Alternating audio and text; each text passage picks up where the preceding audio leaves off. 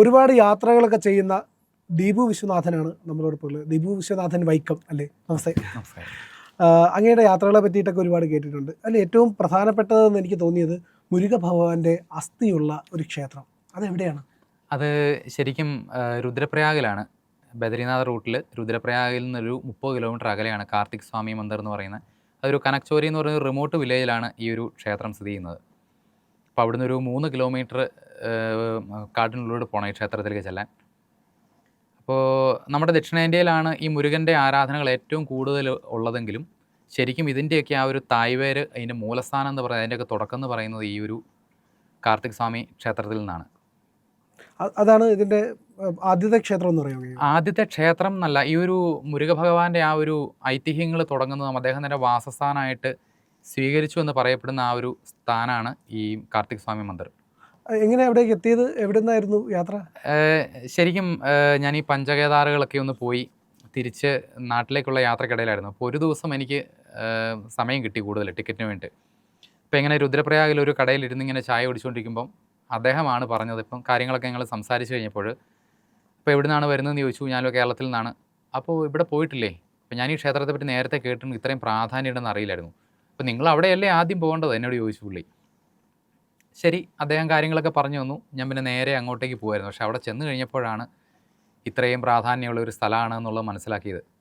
ഇപ്പോൾ തമിഴ്നാട്ടിൽ നിന്നൊക്കെ കുറച്ച് പേര് ഈ ഒരു ക്ഷേത്രത്തിൻ്റെ പ്രാധാന്യം മനസ്സിലാക്കി അങ്ങോട്ടേക്ക് വരുന്നുണ്ട്.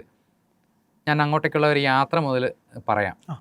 അപ്പോൾ അതുപോലെ ഈ രുദ്രപ്രയാഗിൽ നിന്ന് അങ്ങോട്ടേക്ക് പോകുന്ന വഴിയും ഒന്ന് കാണേണ്ടത് തന്നെയാണ്. അപ്പോൾ അതുപോലെ വളരെ വനപ്രദേശത്തൂടെയുള്ള യാത്രയാണ്. ഇത് നമ്മൾ ചെല്ലുന്ന കനക്ചൗരി എന്ന് പറയുന്ന ഒരു ഗ്രാമത്തിലേക്കാണ്. അത് ഈ ഒരു രുദ്രപ്രയാഗിൽ നിന്ന് പൊഖാരി എന്ന് പറയുന്ന ഒരു സ്ഥലത്തേക്കുള്ള ഒരു വഴിയാണിത്. കനക്ചൗരിയിൽ ചെന്ന് കഴിഞ്ഞാൽ അവിടെ അത്യാവശ്യം താമസ സൗകര്യങ്ങളൊക്കെ ഉണ്ട്. അവിടുന്ന് പിറ്റേ ദിവസം രാവിലെ വേണം, നമ്മൾ വെളുപ്പിനെയാണ് നമ്മൾ യാത്ര തുടങ്ങുക. കാരണം പ്രഭാതത്തിൽ അവിടെ ചെന്നെങ്കിൽ ആ ഒരു സൂര്യോദയത്തിൻ്റെ ആ ഒരു ഭംഗി നമുക്ക് കാണാൻ പറ്റും. അപ്പോൾ അങ്ങനെ അവിടെ തലേദിവസം ചെന്ന് തങ്ങി പിറ്റേ ദിവസം രാവിലെ മല കയറാൻ തുടങ്ങി.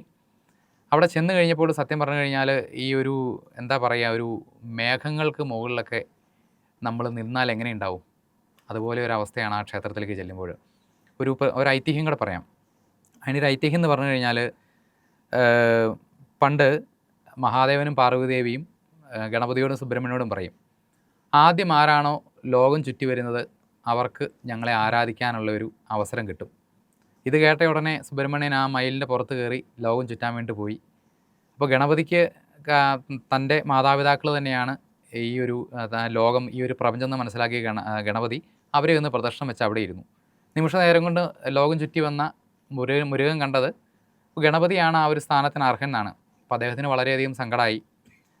അപ്പോൾ ആ ഒരു സങ്കടാവസ്ഥയിൽ തൻ്റെ മാതാപിതാക്കളോടുള്ള ആ സ്നേഹം പ്രകടിപ്പിക്കുന്നതിന് വേണ്ടിയിട്ട് തൻ്റെ ശരീരവും അസ്ഥികളും അവിടെ സമർപ്പിച്ചു എന്ന് തൻ്റെ ശരീരവും അസ്ഥിയും തൻ്റെ മാതാപിതാക്കൾക്കായി സമർപ്പിച്ചു എന്നാണ് അവിടുത്തെ ഒരു ഐതിഹ്യം പറയുന്നത്. അപ്പോൾ അതനുസരിച്ച് ഈ മുരുകൻ്റെ അസ്ഥികളെയാണ് അത്ര അവിടെ ആരാധിക്കുന്നത്.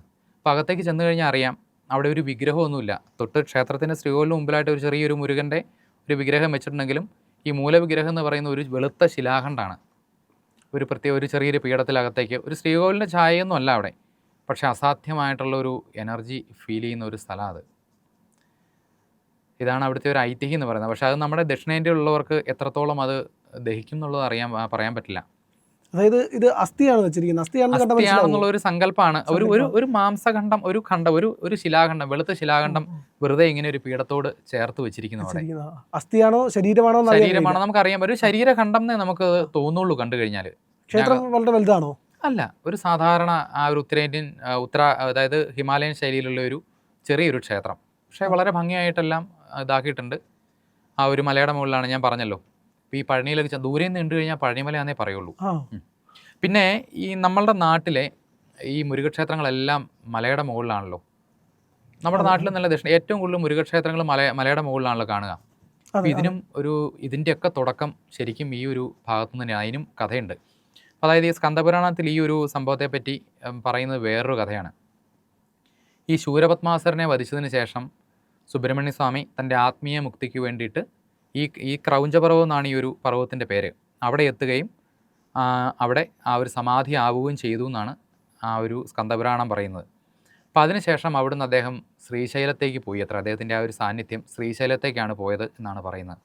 അപ്പോൾ ആ ഒരു മുരുകൻ്റെ ആ ഒരു വാസസ്ഥാനമായിരുന്നു, അദ്ദേഹത്തിൻ്റെ സമാധി അടഞ്ഞ ആ സ്ഥലം മലമുകളിലായതുകൊണ്ട് തന്നെ ആ ഒരു പ്രാധാന്യം, ഈ ഒരു ഐതിഹ്യത്തിൻ്റെ പേര് പിടിച്ചാണ് ദക്ഷിണേന്ത്യയിലുള്ള മിക്കവാറും ഈ ദക്ഷിണേന്ത്യയിൽ തന്നെയല്ല പ്രധാനപ്പെട്ട മുരുകക്ഷേത്രങ്ങളിലെ ഈ മലയുടെ മുകളിൽ വരാനുണ്ടായ സാഹചര്യം എന്ന് അത് അവിടുത്തെ പൂജാരി പറഞ്ഞു തന്നൊരു കഥയാണ് കേട്ടോ.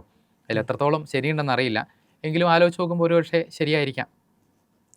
അങ്ങനെയാണ് അവിടെ വന്നത്. അങ്ങനെയാണ് ആ ഒരു സ്ഥലത്തിൻ്റെ പ്രാധാന്യം. പക്ഷെ ഈ മുരുകക്ഷേത്രങ്ങളുടെയൊക്കെ മൂലസ്ഥാനം എന്നുള്ള ആ ഒരു ഇത് തിരിച്ചറിവോട് ആൾക്കാർക്ക് കുറേയൊക്കെ ഉണ്ടായത് തുടർന്ന് ഇപ്പം തമിഴ്നാട്ടിൽ നിന്നൊക്കെ ഒരുപാട് ആളുകൾ അവിടെ ഈ ഒരു ചില പ്രത്യേക സമയങ്ങളിൽ, അവിടുത്തെ ആഘോഷ സമയങ്ങളിലൊക്കെ വരുന്നുണ്ട്. ഇപ്പോൾ തിരക്കുണ്ടോ പോയപ്പോൾ? സാധാരണ സമയങ്ങളിലും തിരക്കില്ല. ഈ കാർത്തിക പൂർണ്ണിമയാണ് അവിടുത്തെ പ്രധാന വിശേഷം. ആ സമയത്താണ് ഏറ്റവും കൂടുതൽ ആളുകൾ അവിടെ വരുന്നത്.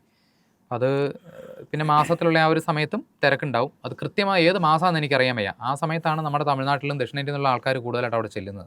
ക്ഷേത്രത്തിന് എന്തൊക്കെയാണ് വഴിപാടുകളായിട്ടുള്ളത്? വഴിപാടുകളെന്ന് പറയാൻ നമ്മുടെ നാട്ടിലേക്കുള്ള വഴിപാടുകളൊന്നുമല്ലോ. അപ്പോൾ അവിടെ ചെന്ന് കഴിഞ്ഞപ്പോൾ ഞാൻ ശ്രദ്ധിച്ച് അവിടെ കുറേ മണികൾ ഇങ്ങനെ കെട്ടിത്തൂക്കിയിട്ടുണ്ട്. അപ്പോൾ ആൾക്കാരിങ്ങനെ കൊണ്ടുവന്ന് മണികൾ കെട്ടണം കണ്ടു. അപ്പോൾ അത് ഉദ്ദിഷ്ടകാര്യ സിദ്ധിക്ക് അവിടെ മണികൾ കെട്ടിത്തൂക്കുന്നത് വളരെ നല്ലതാണെന്ന് പറഞ്ഞു. അത് ഈ കാർത്തിക പൂർണ്ണിമയുടെ അന്ന് സന്ധ്യാസമയത്ത് കെട്ടുന്നതാണ് ഏറ്റവും നല്ലതെന്നാണ് പൂജാരി പറഞ്ഞത്. പിന്നെ അവിടെ വഴിപാടുകൾ എന്ന് പറയാൻ ത്രിമധുരം, അങ്ങനെയുള്ള കൽക്കണ്ടം, മുന്തിരി, ഇതൊക്കെയാണ് അവിടെ വഴിപാടുകളായിട്ട് കണ്ടത്. പിന്നെ മറ്റെന്തൊക്കെയാണ് വഴിപാടുകൾ എന്നുള്ളത് അന്ന് അന്വേഷിക്കാൻ ഇല്ല എന്നുള്ളതാണ് വാസ്തവം. പൂജാരി ദക്ഷിണേന്ത്യക്കാരനാണോ? പൂജാരി ദക്ഷിണേന്ത്യക്കാരനല്ല എന്ന് എനിക്ക് തോന്നണേ. അദ്ദേഹം ഉത്തരേന്ത്യക്കാരൻ തന്നെയാണ്. അദ്ദേഹം താഴെയാണ് താമസിക്കണമെന്നോട് പറഞ്ഞു. വലിയ മലയുടെ മുകളിലാണ് പോകുന്നത്. അതെ, ഒരു 10,200 അടി ഉയരത്തിലാണ് ഈ ഒരു പർവ്വതം ഉള്ളത്. ക്രൗഞ്ച പർവ്വതം. പുരാണങ്ങളിലൊക്കെ ഈ ഒരു സ്കന്ദപുരാണത്തിലൊക്കെ പ്രത്യേകം ഈ ഒരു പർവ്വതത്തിന്റെ പ്രാധാന്യം പറയുന്നുണ്ട്. സുബ്രഹ്മണ്യ സ്വാമിയുടെ ആ ഒരു വാസസ്ഥാനമായിട്ടാണ് ഈ ഒരു പർവ്വതത്തെ കണക്കാക്കുന്നത് തന്നെ. ഭഗവാൻ ഇപ്പോഴും അവിടെ ഉണ്ടെന്നാണ് വിശ്വാസം. ഭഗവാന്റെ സാന്നിധ്യം അവിടെ ഉണ്ടെന്നാണ്, ഭഗവാന്റെ അസ്ഥികൾ ഇപ്പോഴും ആ മലയിൽ ഉണ്ടെന്നുള്ളതാണ് വിശ്വാസം. ഒരുപക്ഷെ മണ്ണിനടിയിലായിരിക്കാം, നമുക്ക് അറിയാൻ പറ്റില്ല. പക്ഷേ ശക്തമായൊരു സാന്നിധ്യമാണ് അവിടെ, സംശയമില്ല. നമ്മളെ അത് ഒരു പ്രത്യേകത എന്ന് പറയാൻ വേണ്ടിയിട്ട് കാഴ്ചകൾ കാണാനാണ് നമ്മൾ പോകുന്നത്. അതിലുപരി നമ്മളവിടെ വെറുതെ ഒരു 10 മിനിറ്റ് നമ്മൾ കണ്ണടച്ചിരുന്നാലേ, പ്രത്യേകിച്ച് നമ്മൾ ധ്യാനിക്കുകയോ ജപിക്കുകയോ ഒന്നും വേണ്ട, നമ്മൾ പ്രത്യക്ഷത്തിൽ നമ്മൾ ആ ഒരു ധ്യാനാവസ്ഥയിലാവും, സംശയമില്ല. അത്ര എനർജിയാണ് അവിടെ. ഒരു ആത്മീയമായൊരു ഒന്നും ഒരു ചിന്തയില്ലാത്തവൻ പോകുന്നവനാണെങ്കിലും കാഴ്ചകൾ കാണാൻ പോകുന്നവനാണെങ്കിലും ഒരു 10 മിനിറ്റ് അവിടെ ഒന്ന് കണ്ണടച്ചിരുന്ന് കഴിഞ്ഞാൽ നമുക്ക് ആ ഒരു ഊർജ്ജം നമുക്ക് പെട്ടെന്ന് അറിയാൻ പറ്റും. അത് കഴിഞ്ഞ് അവിടെ നിന്ന് എണീക്കുമ്പോൾ നമുക്കുണ്ടാകുന്ന ആ ഒരു പുതുജീവൻ ഭയങ്കരമാണ്. ഏത് വർഷമായിരുന്നു അങ്ങ് പോയത്? ഞാൻ 2 വർഷമായി പോയിട്ട്. 2024 പോകുന്നത്, സെപ്റ്റംബറിലാണ് പോയത്.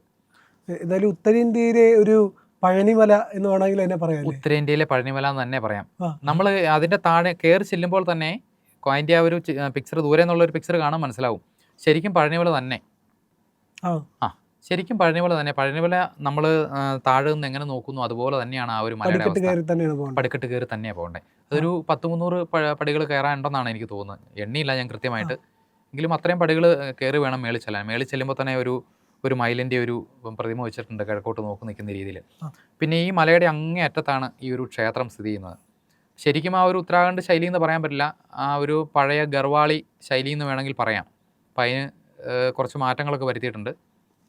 അത്രയൊക്കെയാണ് അവിടെ ഒരു എന്താ പറയുക, ചുറ്റുപാടുള്ള കാഴ്ചകൾ പറയാനുള്ളത്. പ്രിയപ്പെട്ട പ്രേക്ഷകരെ, നിങ്ങൾ ഇന്ത്യ ലൈവിന് നൽകുന്ന പിന്തുണയ്ക്ക് നന്ദി.